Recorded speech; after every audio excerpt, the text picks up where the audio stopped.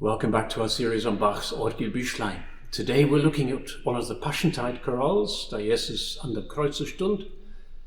It's a very beautiful chorale prelude which has a serene flow about it.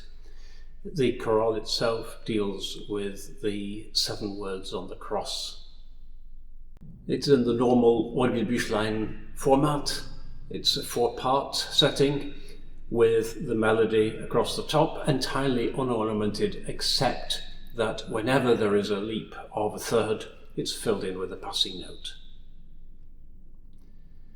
The parts are organized in such a way that at least one part is always moving in a semiquaver motion at any one time. Perhaps the one thing that stands out the most about this piece is the number of suspensions in it. Almost every beat there is a suspension from the beat before. For some reason I haven't played this piece for a long time, probably not since I last played the complete Orgelbüchlein as a series. And when I got it out again, the presence of so many suspensions struck me afresh. And I began to ponder whether that had some connection with hanging on the cross.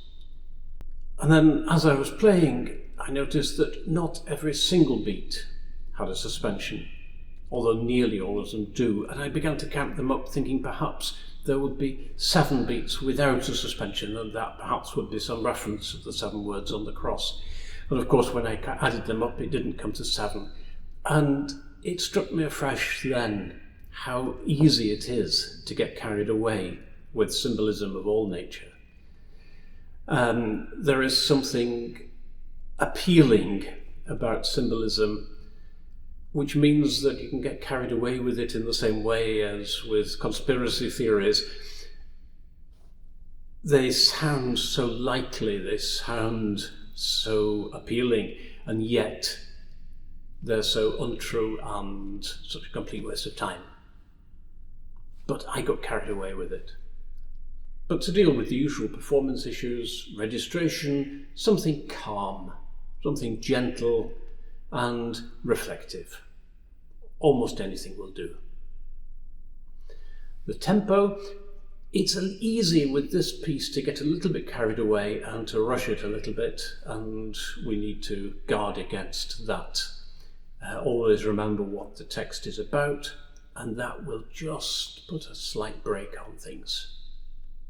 I said before that there is a convention that when we tie notes over, we often articulate slightly before the next note, take a tiny mini breath if you like. And where there are so many suspensions, we don't want to overdo that, because almost every note then would be detached from the one before.